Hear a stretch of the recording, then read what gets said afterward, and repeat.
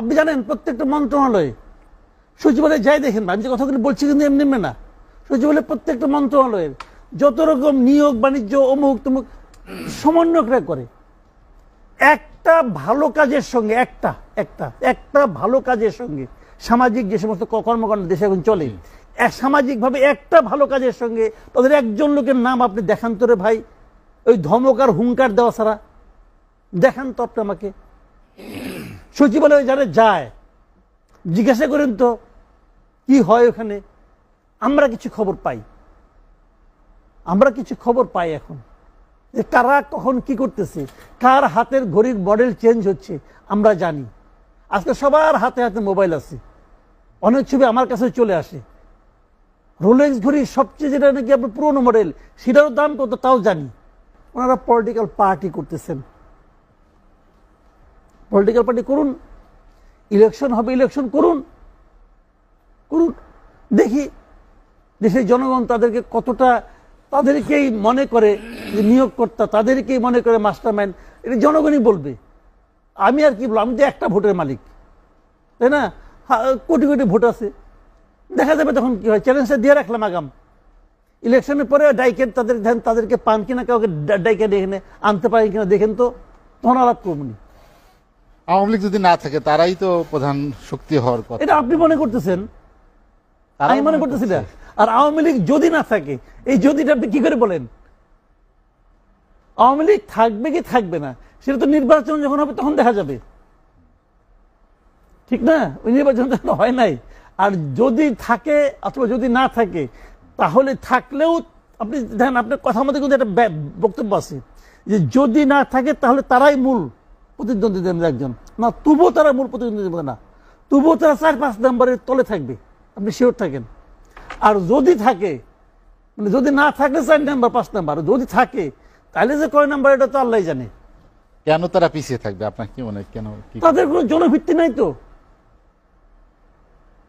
তারা ইতিমধ্যে যে সুনাম অথবা যে নাম, আমি সুনামের নামের আগে সু অথবা দু দিতে চাই না, ওনারা এরই মধ্যে যে নাম অর্জন করেছেন, এই নামের কারণেই দেখবেন কত কিছু হয়ে গেছে। ওখানে প্রত্যেকটা মন্ত্রণালয়ে তাদের কিছু লোক আছে।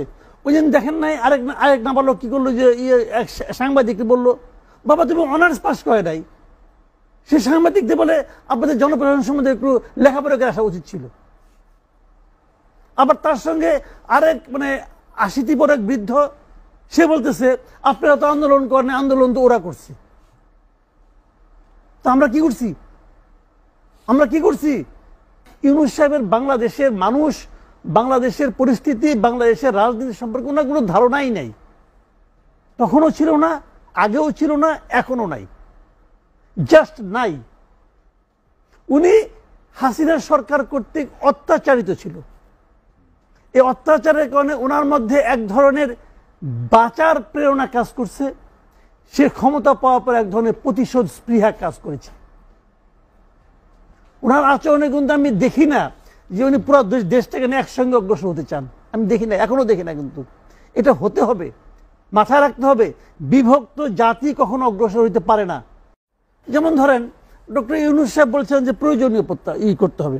এখন কেউ যদি ডক্টর ইউনূসের যে সংস্কারের যে ক্যাপাবিলিটি, অ্যাবিলিটি, যদি এইটা নিয়ে কেউ সন্দেহ করে, তার জন্য কিন্তু এই সময়টা আতঙ্কিত, সে আতঙ্কে থাকবে।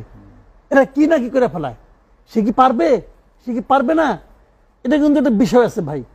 এখন উনি কাদের নিয়ে করতেছেন কাজটা, আমি আপনাকে একটা সিম্পল জিনিসটা বলি, যে আমি ধরেন চট্টগ্রাম যাব এখান থেকে, ঢাকা থেকে, তা আপনি আমাকে ঠেলে একটা সুন্দর গাড়িতে উঠাই দিলেন, তাহলে কি আমার চট্টগ্রাম যাওয়াটা কনফার্ম হয়ে গেল ভাই? হইতে গেল না। ড্রাইভারটা কে? আপনি উঠাই দিলেন। আমি যদি দেখি ড্রাইভার আপনার চাস্তো ভাই, তার আপনি উঠাই দিচ্ছেন। এখন সে গাড়ি চালাতে পারবে কি পারবে না, অথবা তার কি লং ড্রাইভে যাওয়ার এক্সপিরিয়েন্স আছে কি নাই, অথবা সে কি এতক্ষণ ধরে গাড়িতে বসে থাকতে পারবে কি পারবে না, এইগুলি, এই সমস্ত তার যোগ্যতা আমি বিচার করবো না যাত্রী হিসাবে, আমি বিচার করব। আমি দেখবো আগে সে কি করছে। আমি একটু আলাপ করলাম, ভাইয়ের কি অবস্থা, কি আগে এতদিন টেম্পু চালাইছি, কেউ একজন বললো আমার যে গাড়ি চড়ে আমি স্বস্তি বোধ করবো ভাই, করবে না তো। তো আপনি সংস্কার করতেছেন, ভালো কথা, অতি উত্তম। আপনার সংস্কার কমিটিগুলিতে কারা কারা আছে ভাই? এই লোকগুলি, এই ছোট দেশ, সবাইকে চিনি।